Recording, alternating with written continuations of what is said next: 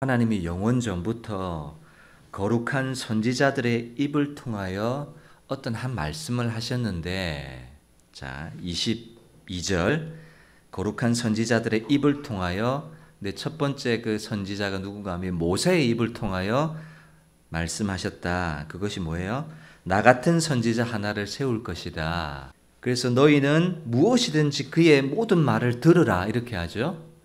선지자들의 입을 통하여 한 약속, 한 말씀을 주셨는데, 나 같은 선지자 하나를 세울 것인데 너희는 그의 모든 말을 들으라. 그의 말을 안 들으면 어떻게 돼요? 22절 누구든지 그 선지자의 말을 듣지 아니하는 자는 백성 중에서 멸망을 받을 거다. 여러분, 여기서 모세와 같은 선지자는 누군가 하면 예수님을 말합니다. 예수님을 보내실 것인데 너희는 예수님의 모든 말을 들어라. 예수님의 말을 듣지 않고 순종하지 않고 영접하지 않으면 어떻게 돼요? 멸망받을 거다. 이런 얘기를 하고, 24절 이제는 사무엘이라는 선지자를 얘기합니다. 사무엘 이후에 모든 선지자들이 한 사람을 가리켜 예언했는데 그분이 누군가 하면 똑같이 예수님이다. 모세도 예수님을 예언했고, 사무엘 시대 이후 모든 선지자들도 예수님에 대해서 예언을 했고, 자, 그리고 이제 아브라함이라는 인물이 나옵니다.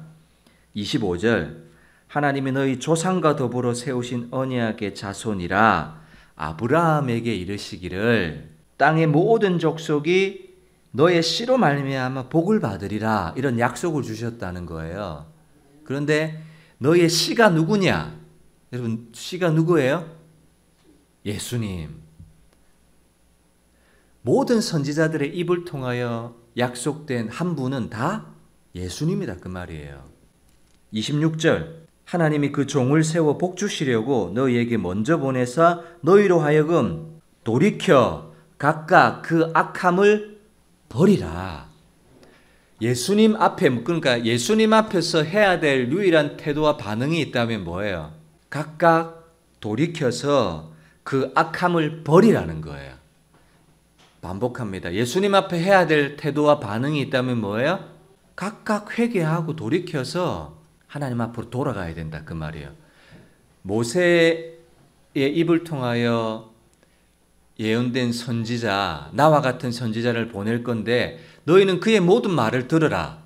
그의 말을 듣지 아니하면 어떻게 된다고 했어요? 백성 중에서 다 끊어지게 된다. 그러니까 그의 모든, 각각 돌이켜서 모든 악함을 회개해라. 이것이 베드로의 설교예요. 여러분, 신앙생활을 하는 데 있어서 첫걸음이 있다면 뭘까요? 나는 이제 신앙생활을 한다. 그 첫걸음이 뭘까요? 예배를 드린다는 것도 신앙생활의 첫걸음이 될 수가 저는 있다고 생각합니다. 그렇지만 교회를 나와서 예배에 참여하는 것이 신앙생활의 첫걸음이다. 저는 이 말이 틀리지 않다고 생각해요. 그러나 그것보다 더 중요한 첫걸음이 있다면 뭘까요? 내가 이제 신앙생활을 한다. 내가 이제 예수님 섬긴다. 라는 것의 첫걸음이 입문이 뭘까요? 입문. 자, 제가 아까 설명을 드렸죠. 모세의 입을 통해서 사무엘 이후의 모든 선지자들을 통해서 아브라함을 통해서 보내실 한 메시아, 그분이 예수님인데 그 예수님 앞에 뭐 해야 된다고 했어요? 그의 모든 말을 들으라. 그의 말을 듣지 아니하면 어떻게 돼요? 백성 중에서 끊어지게 된다. 그러니까 뭐 해야 돼요? 돌이켜서 각각 그 모든 악함을 버려야 된다라고 했잖아요. 뭐 해야지 나는 이제 신앙생활을 한다라고 얘기할 수 있을까요? 진짜 내가 지금 어렵게 얘기하는 것도 아닌데 여러분들 지금 맞아요. 회개라는 거, 회개. 신앙생활, 내가 이제 예수님 믿는다. 나 이제 신앙생활 한다. 그 입문, 첫걸음이 있다면 회개라는 거, 회개. 예수님 앞에서 여러분 가져야 될 태도가 참 다양할 수가 있죠. 여러분, 분명히 교회에 나오기 시작했고 예배드리기 시작했다는 건 신앙생활을 시작한다는 의미일 수가 있지만 그것보다 더 중요한 것이 있다면 회개해요. 회개라고 회개. 회개하지 않고 교회 나올 수 있어요, 없어요? 있어요. 회개하지 않고 예배 드릴 수 있어요, 없어요?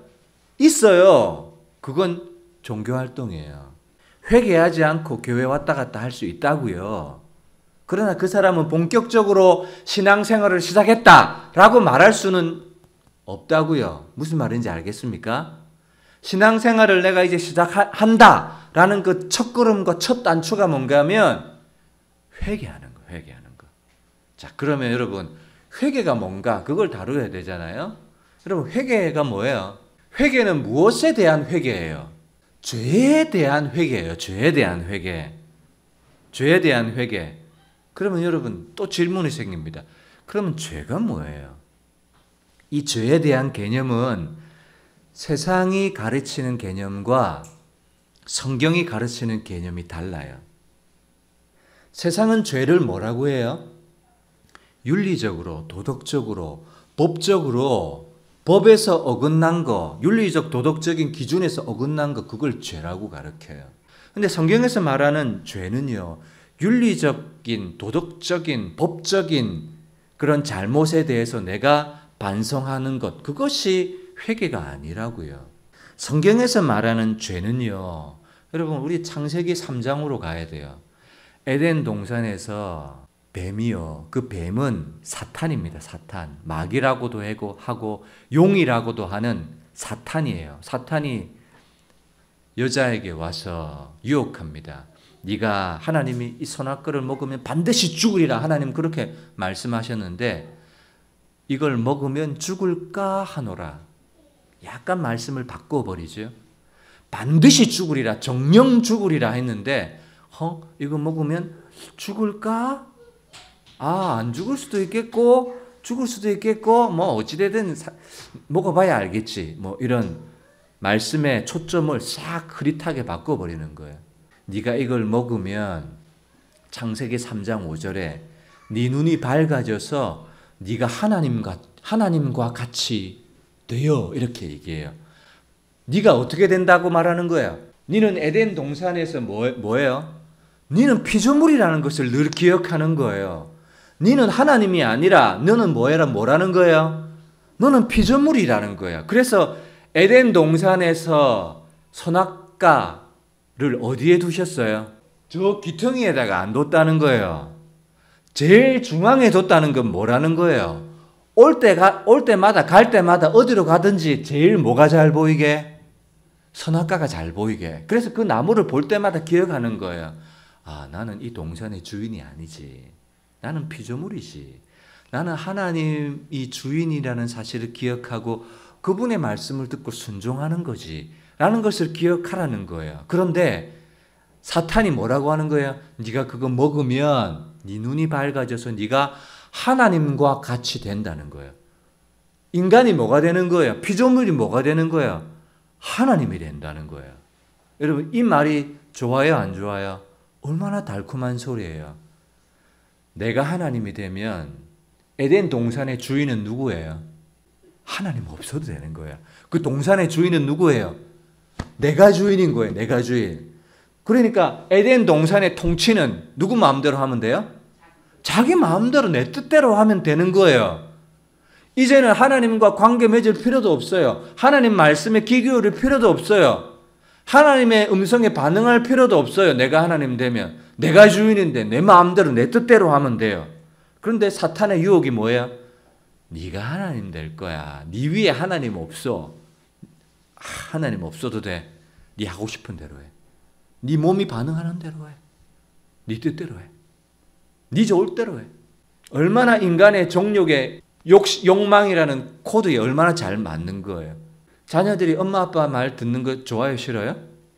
싫어요. 자기 마음대로 하는 그거 얼마나 좋아요. 그게 죄의 본성이에요. 죄의 본성. 그러므로 죄는 뭔가 하면요. 자기 인생에 자기가 주인 되려고 하는 거예요. 내가 하나님이 되려고 하는 거. 그게 뭔가 하면 교만이라고 부르는 거예요. 내가 하나님 될 거야 라고 하는 거. 내 위에 나에게 누구도 말할 필요 없어. 자기 인생의 주인이 자기가 되어서 스스로 살아가려는 존재. 여러분, 이것이 너무나 좋은 것 같지만 여러분, 이게 타락이고요. 이게 죄예요. 이게 교만이에요. 여러분, 자기가 인생의 주인이 되었다. 그러면 뭘로 살까요? 하나님이 동산의 주인이시면 이 동산은 뭘로 통치가 될까요? 하나님의 뜻과 하나님의 말씀과 하나님의 경영하시는 뜻대로 통치가 될 거잖아요. 그런데 이 동산에 자기가 주인이 되고 자기가 왕이 되면 뭘로 통치가 돼요? 자기 생각과 자기 마음으로 살 수밖에 없는 존재인 거예요. 자기 마음의 생각과 자기 뜻과 자기 마음으로 밖에 살아갈 수, 육신의 생각과 육신의 마음으로 살 수밖에 없는 존재. 여러분, 이것이 인간의 한계입니다. 예수 믿지 않는 사람들이 모두 다 이런 삶을 살아가요. 어떻게? 나는 내 인생에 노하우가 있어. 내 인생의 주인은 나야. 세상의 중심은 나야. 세상의 중심은 나라는 말이 아주 멋있게 들릴 수 있어요. 여러분, 그건요, 사탄의 구호예요. 사탄의 구호. 네 인생의 중심은 누구예요? 나. 얼마나 멋있어요. 에덴 동산의 중심엔 누구예요? 나. 이거 얼마나 멋있어요. 그러나 그게 죄라고요. 내 가정의 통치자는 누구예요? 아버지 아니에요. 아버지 생각 아니에요. 여러분, 에덴 동산을 축소한 것이 가정이라면 가정 또한 누구의 통치를 받아야 돼요? 이 가정은 아빠는 주인이 아니에요. 엄마 아빠는 왕이 아니에요. 이 가정의 주인은 하나님이세요. 하나님이 통치하세요. 그래서 모든 가정이 하나님을 예배하고 하나님의 뜻에 따라서. 여러분, 자기가 인생의 주인이 되었다. 그러면 죄의 결과가 있어요, 없어요? 죄는요, 반드시 결과가 있습니다. 창세기 3장의 인간의 타락의 장면을 보아도 아담과 하와가 벌거벗었어요. 창세기 2장 25절입니까? 아담과 하와가 벌거벗었지만 뭐 하지 않았어요? 부끄러워하지 않았어요. 범죄하기 이전에는. 그런데 범죄하고 나니까 눈이 뜨이는 거예요. 창세기 3장 7절의 말씀에 보면 이제 범죄하고 나니까 자기들의 눈이 밝아져요. 그리고 뭘 봐요? 벗은 모습을 보는 거예요. 그럼 벗은 모습을 보았다는 말은요, 죄가 가져온 결과가 뭐라는 거예요? 부족함, 결핍, 이 온전하지 않은, 허전한 이런 거예요, 여러분. 여러분, 인생이 만족이 있습니까? 만족이 없어요. 모든 것을 다 가져봤던 솔로몬 역시도 뭐가 없었어요? 만족이 없었어요. 헛되니 모든 것이 헛되다. 여러분, 범죄한 인생은요, 죄의 결과가 있어요. 뭐예요? 허전해요. 만족이 없어요. 늘 부족해요. 결핍이에요. 이게 뭐예요? 죄의 결과예요. 죄의 결과. 자기의 벗었음을 딱 봐요. 그리고 그 인간의 결핍은 죄의 결과인데 이 결핍을 어떻게 하려고 합니까? 감추려고 할 뿐 아니라 스스로 채우려고 해요. 그래서 3장 10절에 보면 7절이군요. 7절. 무화과 나무 잎을 엮어서 치마로 가리기 시작해요. 자기의 허전함, 부족함, 만족 없음, 결핍 이것을 어떻게 해결합니까? 자기 노력으로. 여러분, 이건요, 무화과 나무 잎을 엮는다는 말은 자기 스스로 자기 인생의 결핍을 채우려고 한다 그 말이에요. 그런데 이것이 채워집니까? 안 채워집니까? 결코 채워지지가 않아요. 인생의 허전함은 술로도 성으로도 마약으로도 뭐 음식으로도 여행으로도 사랑하는 사람으로도 안 채워져요, 여러분. 자녀가 있으면 자녀가 채워줍니까? 안 채워줍니다. 이건 정말이에요, 여러분. 내 인생의 결핍은요, 남편도 아내도 못 채워줘요. 돈이 많아도 돈이 채워주는 거 아니에요. 우리 아이들아, 이거 꼭 잘 들어라. 인생의 결핍은 그 어떤 것으로도 채울 수가 없다. 무화과 나무 잎으로 가렸어요. 여러분, 그거 가려집니까? 안 가려집니까? 안 가려져요. 가려질 수 있다면 원시복음이 하나님께서 이 안 가려지니까 뭐 하셨어요? 가죽옷을 지어 입히셨잖아요. 가죽옷을 지어 입히셨다는 그 말은 짐승의 피를 흘렸다 그 말이에요. 이 가죽옷이라는 말은요, 저 멀리 누구를 바라봐요? 짧게 바라보는 것은 유월절 어린 양 짐승의 피를 임방과 설주에 발랐던 것을 바라보는 것이고, 더 멀리는 예수님께서 십자가에 흘릴 피를 바라보는 거예요. 이 가죽옷은요. 죄는 반드시 결과가 있어요. 허전하고 궁핍하고 결핍이 있고 채워지지 않는. 그런데 하나님이 뭘 주세요? 가죽옷을 지어 입혀주셔야 이 결핍이 해결이 돼요. 철학자인 파스칼은 그렇게 말했죠. 인간은 그 누구도 채울 수 없는 마음의 공간이 있다. 그 공간은 누구만 채울 수 있어요? 하나님만 채울 수 있는 그 마음의 공간이 있다는 거예요. 여러분, 부부가 살면 늘 행복하고 만족이 있습니까? 만족 없어요. 여러분, 질문합니다. 그 만족 없음이 무엇의 결과입니까? 죄의 결과. 죄의 결과예요. 죄의 결과.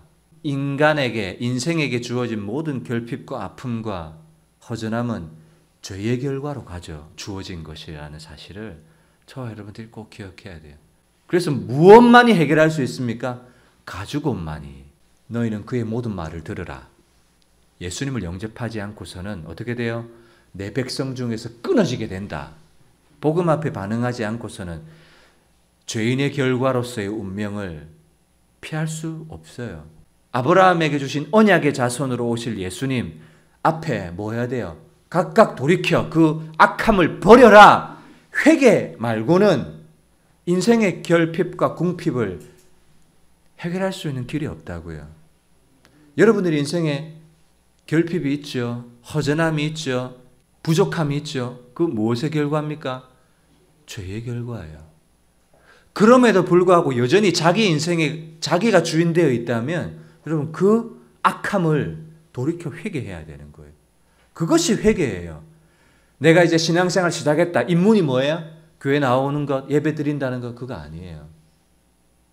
내가 회개하는 것이, 회개한 사람이 뭐라고 말할 수 있냐면, 이제 내가 신앙생활 시작했습니다. 라고 말할 수 있는 거예요.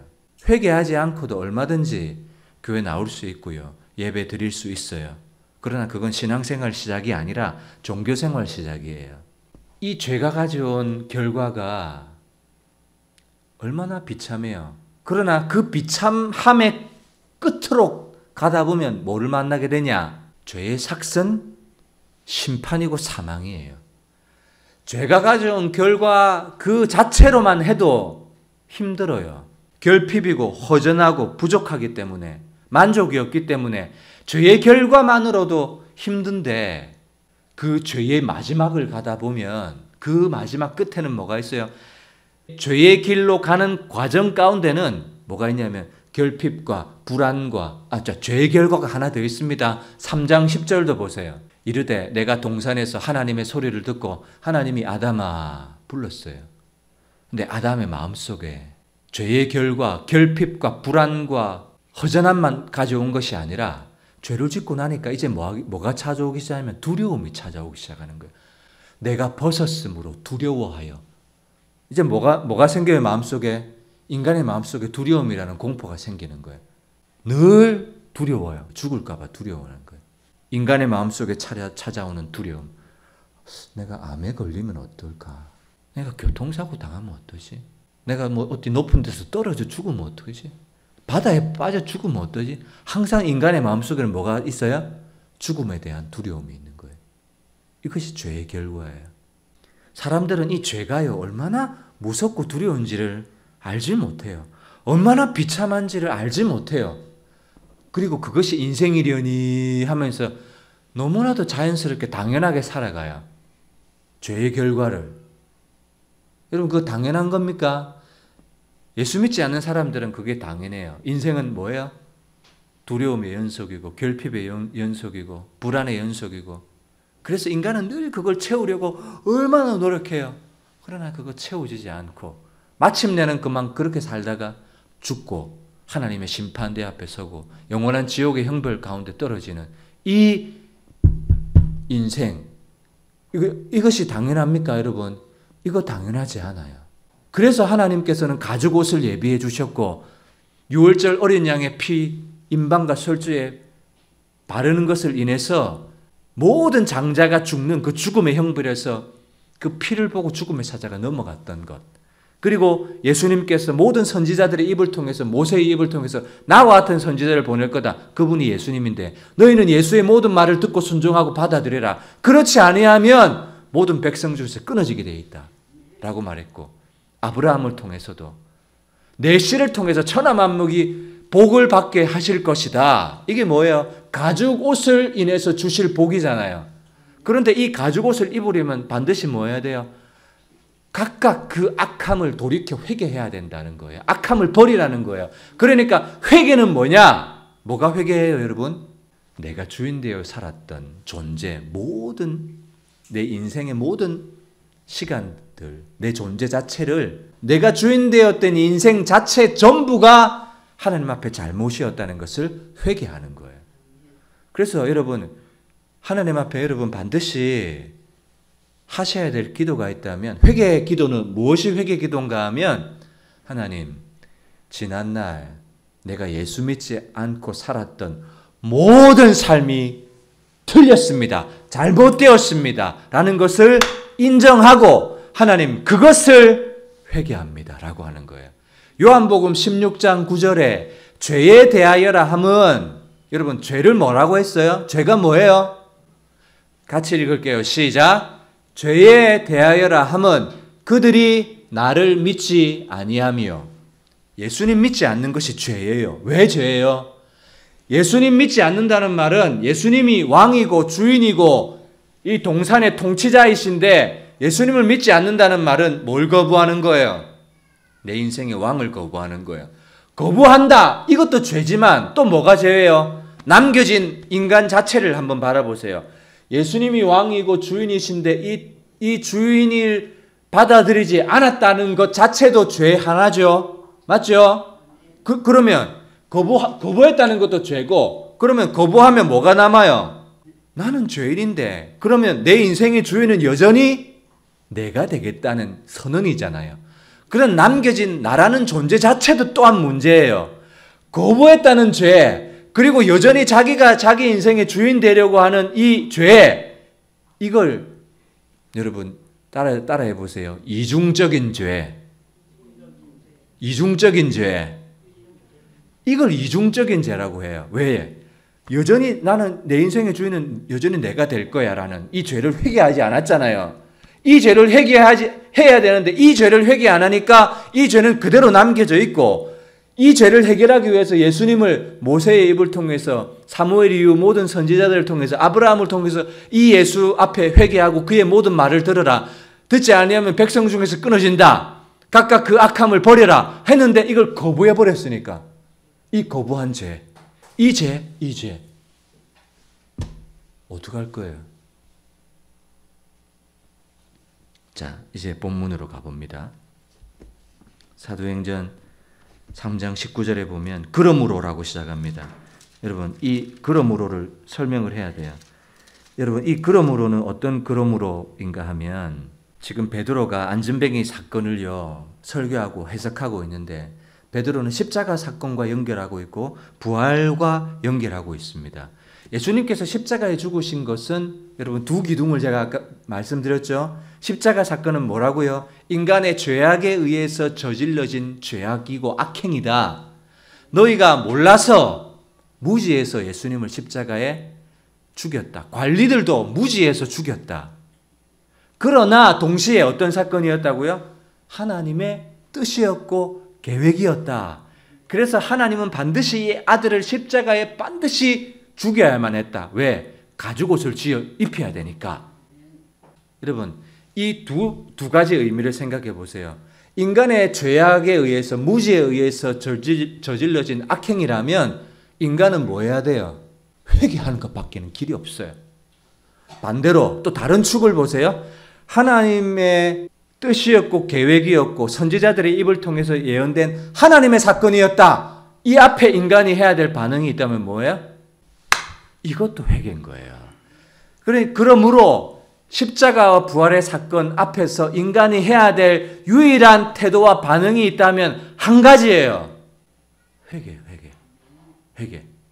인간의 무지에 의해서, 죄악에 의해서 너희가 알지 못하여서 행하였거니와 너희 관리들도 알지 못해서 무지해서. 여러분, 예수 믿지 않는 사람들 뭘 몰라서 예수님 안 믿었어요? 무지해서 예수님 안 믿었어요. 죄가 뭔지를 몰랐고 죄의 결핍이 가져오는 것이 얼마나 끔찍한지를 몰라서 예수님 안 믿었어요. 맞아요. 몰라서 예수님 안 믿은 거 인정해요. 몰라서 안 믿었다고 하는 그 사람이 해야 될 태도와 반응이 있다면 뭐예요? 회개. 그리고 또 하나, 하나님의 계획이었고 섭리였어요. 가죽옷을 지어 입히신다는 것, 유월절 어린 양으로 피를 흘리실 것이라는 것, 그리고 모든 선지자 이사야 처녀의 몸에서 나올 것이다. 미가 베들레헴에서 나올 것이다. 스가랴 선지자 나귀를 타고 올 것이라는 것, 다윗을 통해서는요 뼈가 꺾이지 않을 것이라는 것, 썩기 전에 일으키심을 받을 것이라는 것, 이거 다 뭐예요? 하나님의 뜻이었고 예언이었다. 이 하나님의 뜻 앞에 인간이 해야 될 반응, 태도, 회개하는 것 말고는 없다는 거예요. 그러므로 너희가 각각 그 악함을 버리고 돌이켜라. 여러분, 그거 해야 뭐 하는 거예요? 신앙생활 하는 사람이라는 거예요. 그거 해야 뭐 하는 사람이에요? 이제 예배를 드려도 그 예배가 의미가 있고 효력이 있다는 거예요. 그거 안 하면 종교활동. 그래서 여러분, 오늘 반드시 드려야 될 기도가 있다면 내가 예수 믿지 않았던 삶에 대한 것을 여러분 회개하셔야 돼요.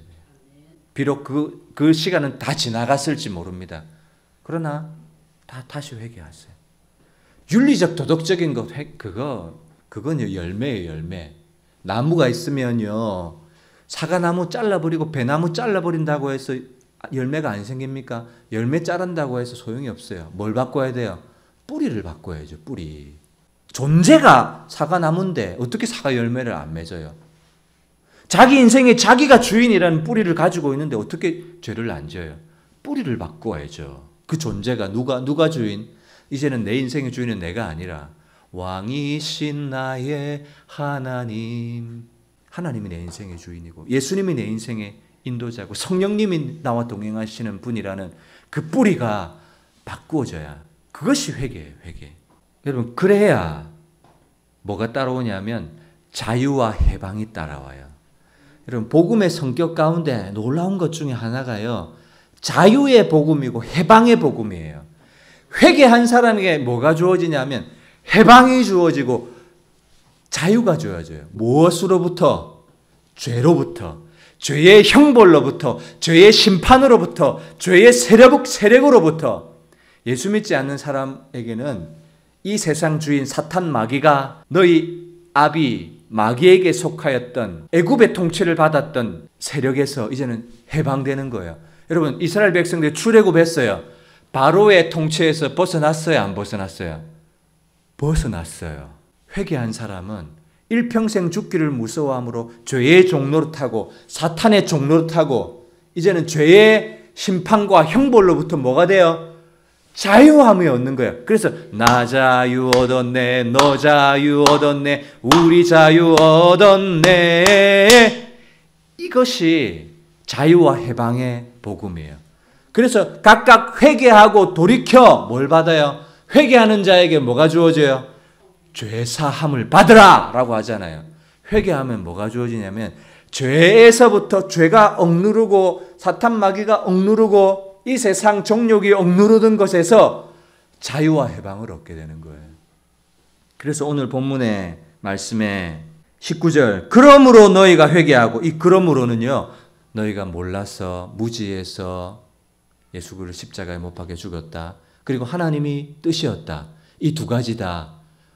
어떤 것이든 할 것 없이 너희가 해야 될 일은 너희가 회개하는 것. 그러므로 너희가 회개하고 돌이켜 너희 죄 없이함을 받으라. 죄사함은 뭘로부터 주어져요? 회개할 때 죄사함이 주어지는 거예요. 바른 회개를 해야지 여러분 바른 결과가 주어지는 거예요. 그리고 이같이 하면 회개해서 죄사함 받으면 또 다른 결과가 있어요. 이같이 하면 뭐가 일러요? 여러분 말씀 보세요. 이 19절이죠. 19절. 시간은 제가 오늘 조금만 더 쓰겠습니다. 이같이 하면 새롭게 되는 날이 주 앞으로부터 이를 것이요. 자, 새롭게 되는 날. 옛날 성경, 개역 성경에 보면요. 이 새롭게 되는 날을 어떻게 번역했냐면 유쾌케 되는 날 이렇게 번역을 했어요. 인간에게 죄사함은 반드시 일어나야 돼요. 죄가 가져온 결과와 형벌과 파괴력은 어마어마해요. 근데 그것을 해결할 수 있는 길은 회개인데 회개해서 죄사함을 받고 나면 이제는 우리에게 어떤 일이 일어나는가 하면 회개한 사람에게는 뭐가 주어져요? 성령이 선물로 주어져요. 회개한 사람에게 성령이 오시는 거예요. 회개하지 않으면 성령이 오시지 않아요. 회개한 사람에게는 성령이 오셔서 그 안에 옛사람을 죽여버리고 이전 것은 지나가게 하고 이제 보라 새 것이 되었도다. 하나님의 성품이 우리 안에 들어와요. 이걸 베드로는 신의 성품에 참여하게 되었다 이렇게 말하는 거예요. 신의 성품에 참여하게 되었다 이 말은 이제 갈라디아서 말씀처럼 성령의 9가지의 성령의 인격의 열매가 이제는 맺혀지는 거예요. 하나님의 성품이 내 안에 오게 될 뿐만 아니라 이제는 더 이상 죄의 욕망에 정욕에 이끌리지 않는 새로운 내 인격이 새 인격이 창조가 되는 거예요. 그것이 새롭게 되는 날이에요. 새롭게 되는 날. 유쾌케 되는 날. 이제는 하나님 앞에 죄인으로 선언되지 않는 거예요. 이제 너는 의인이다. 하나님 앞에 의롭다 인정함을 받는 날. 그날이 어떤 날이에요? 유쾌케 되는 날. 인간에게 가장 유쾌한 날이 뭐예요? 너 이제 죄사함 받았다. 너 이제 더 이상 죄의 정욕과 욕망 가운데 살지 않게 된다. 결핍 가운데, 허전함 가운데 스스로 그것을 채우려는 인간의 한계 가운데 발버둥 치지 않게 된다. 그날이 유쾌케 되는 날이에요. 이 얼마나 유쾌한 소식이에요. 이 유쾌한 결과를 얻기 위해서는 반드시 여러분 죄에 대해서 올바른 회개를 하셔야 됩니다. 그래서 오늘 설교를 다 한 말미에 여러분들에게 초청하고 싶어요. 회개하시기로 결단하시는 분, 저 오늘 물을 거예요. 왜 물어야 돼요? 복음은 뭐기 때문에 이쪽으로 갈래? 이쪽으로 갈래? 그걸 물어야 되거든요. 너희는 그의 모든 말을 들으라. 들을래 안 들을래? 듣지 않으면 어떻게 된다? 백성 중에서 끊어지게 된다. 어디로 갈래? 이거 물어야 되거든요. 그거 안 물으면 뭐가 안 돼요? 입문이 안 돼요. 입문. 신앙생활 시작이 안 돼요.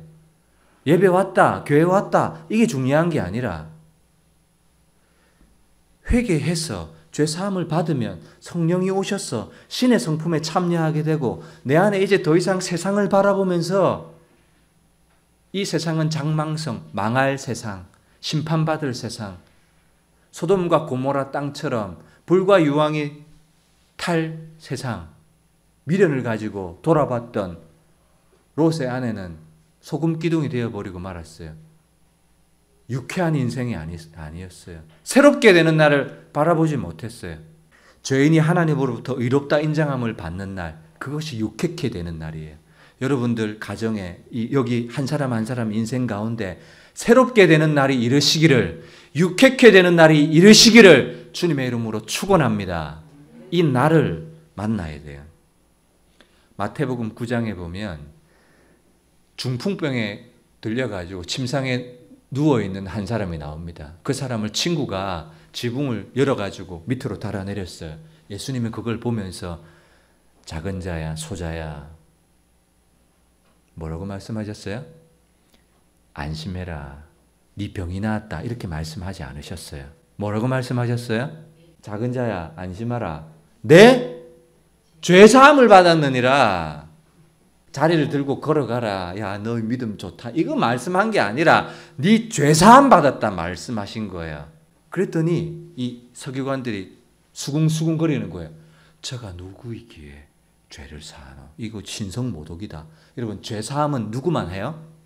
하나님만 할 수 있다는 거예요. 예수님이 왜 내 죄사함을 받았느니라 이 말씀을 한 이유가 뭐냐면 뒤에 보면 나와요.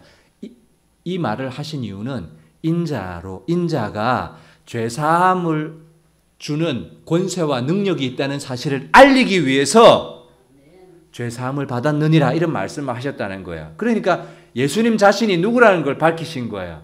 죄를 사하는 하나님이라는 사실을 내 죄사함을 받았느니라 이렇게 말하는 것을 통해서 모든 사람들에게 알려주신 거예요.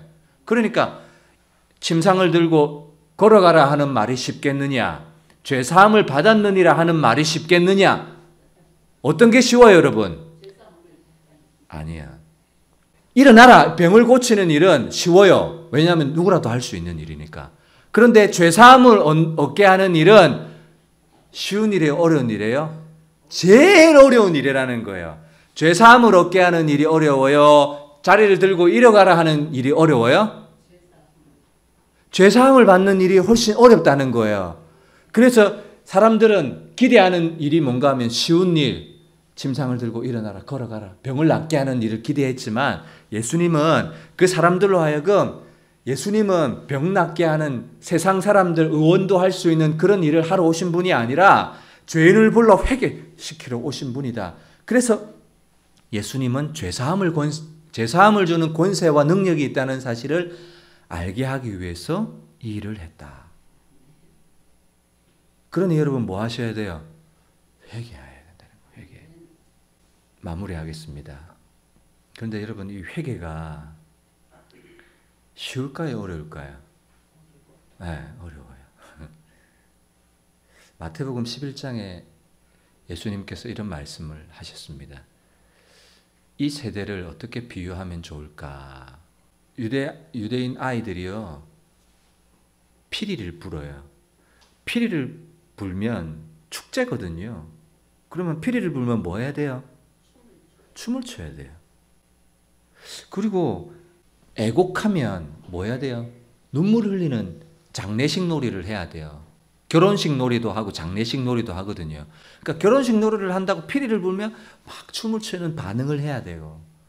장례식 놀이를 하고 아이고 피리를 불면 눈물을 흘려야 되는데 이 시대 사람들은 뭘 하지 않는다는 거예요?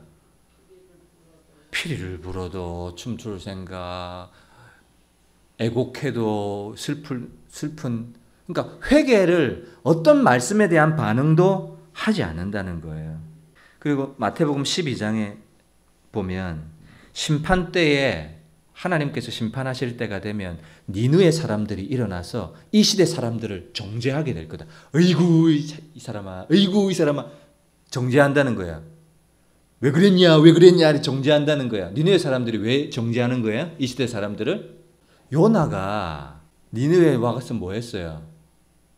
회개하라, 하나님의 심판이 있을 거다 이렇게 했는데 니느웨 사람들은 그 소리를 듣고 뭐 했어요? 회개하고 돌이켰어요. 그래서 심판에서 면함을 받았다는 거예요. 그런데 이 시대 사람들은 뭘 안 해요? 요나보다 더 큰 선지자, 더 큰 분, 예수님이 지금 오셨는데도 사람들은 회개하지 않는다는 거예요.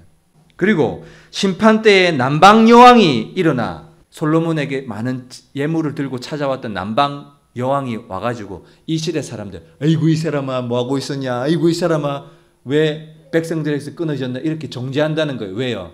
남방 여왕은 솔로몬의 지혜를 듣고 멀리서 재물을 들고 찾아와서 그 지혜를 듣기 위해서 반응해서 왔잖아요. 그런데 이 시대 사람들은 솔로몬보다 더 크신 이가 와서 복음을 전하는데 뭘 안 해요?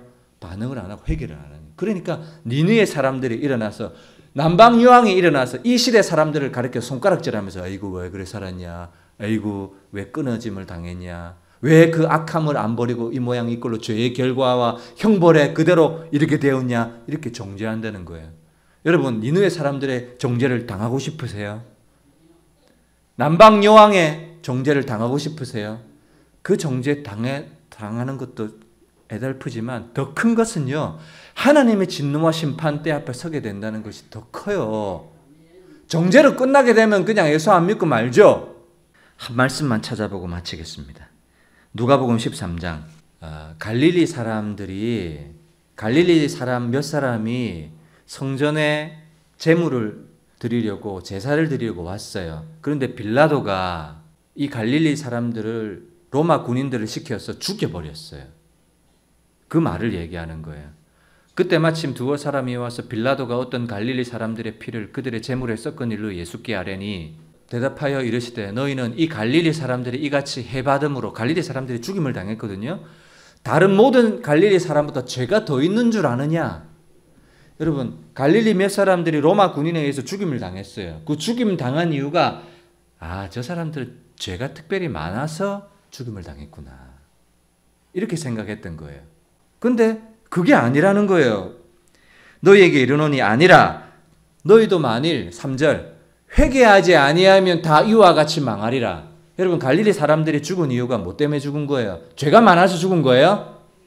그거 아니라는 거예요. 뭐해서 죽은 거예요? 회개하지 않아서 죽었다, 그 말이에요. 그리고 4절 또 실로암에서 망대가 무너져서 18사람이 깔려서 죽은 사건이 있었던 거예요. 오늘날도 우리 이런 사건들 많이 있잖아요. 그런데 그 사건을 보면서 그 망대가 건물이 내려앉아서 죽은 이유, 그 18사람 죽었는데 그 죽은 사람들은 죄가 많아서 그랬던갑다. 근데 예수님 말씀에 그거 아니라는 거예요. 이 사람들이 특별히 죄가 예루살렘에 거한 다른 모든 사람보다 죄가 더 있는 줄 아느냐? 그거 아니다. 너희에게 이르노니 아니라 너희도 만일 회개하지 않으면 다 이와 같이 망하리라. 회개하지 않으면 어떻게 됩니까? 모세의 입을 통해서 얘기했죠. 너희는 그의 모든 말을 들으라. 이런 말을 듣는다는 말은 무슨 말인가 하면 귓구멍으로 말을 들으라는 말이 아니라 그분을 받아들여라. 영접하고 회개하고 각각 그 악함을 버리고 예수님 앞으로 나오라는 거예요. 아브라함에게도 얘기했죠. 각각 그 악함을 돌이키라. 예수님 앞에 인간이 취해야 될 반응과 태도, 유일한 것 한 가지가 있다면 회개입니다. 여러분, 저는 오늘 하나의 메시지를 여러분들에게 전했습니다. 여러분, 이제 여러분에게 결단의 시간을 드리려고 합니다. 나는 지금까지 내가 살아왔던, 예수님을 알지 못했던, 예수님을 믿지 않고 살았던 모든 시간이, 모든 인생이 죄라는 사실을 인정합니다. 그리고 그 죄를, 예수 믿지 않았던 죄를, 내가 내 인생의 주인이 되어서 내 마음의 정욕과 원하는 대로 살았던 그 죄를 회개하기로 결단합니다 하시는 분들은 손을 번쩍 드세요. 야, 이놈들아, 아이들은 말씀을 들었냐 안 들었냐? 아빠가 오늘 물어볼 거다, 저녁에. 죄가 뭔지, 회개가 뭔지. 내리세요. 그리고 오늘 이 시간에 하나님 앞에 그렇게 기도하세요.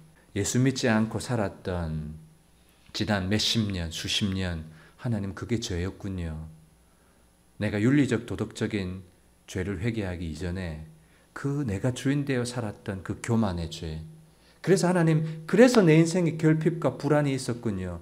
내 인생의 결핍을 스스로 그렇게 노력해 해결해 보려고 무화과 나무잎을 엮어서 가려보려고 해도 그렇게 채워지지 않았군요. 그러나 이제는 예수님을 내 인생의 주인으로 받아들이고 영접합니다. 그럴 때 뭐가 찾아와요? 죄사함의 은혜가 찾아오고 하나님의 성품에 참여하게 되고 성령이 내 안에 오셔서 더 이상 육신의 정욕과 안목의 정욕과 이생의 자랑에 휩쓸려 다니는 인생이 되지 않고 내 가정도 하나님 나라로 만들고, 그게 뭔가 하면 예수님을 영접하게 되는 사건인 거예요. 그거 해야 당신은 예수님 믿습니까? 예, 저는 예수님 믿습니다 라고 그때서야 비로소 얘기할 수 있는 거예요. 그때서야 저는 신앙생활하는 그리스도인입니다 라고 말할 수 있는 거예요. 그거 안 하고 교회 다니면 그리스도인 아닙니다. 여러분, 집을 나간 탕자가 인생의 터닝포인트가 일어났다고 말씀드렸죠. 우리 인생의 터닝포인트도 마찬가지예요. 언제 죄사함의 은혜가, 해방과 자유의 은혜가 결핍과 두려움과 발부둥치는 그 인생에서 풍성에 이르는 은혜가 언제 주어지냐? 회개하여 죄사함을 받고 새롭게 되는 날이 이를 것이요 유쾌케 되는 날이 이를 것이라고 한 여러분 회개가 일어나는 그 순간입니다. 여러분 이 시간 기도하실 때 회개하십시오. 올바른 성경의 가르침을 따라서 올바른 회개가 이루어질 때 성경에 약속한 은혜가 저와 여러분들에게 동일하게 이루어질 것입니다. 이 시간 함께 기도합니다. 주여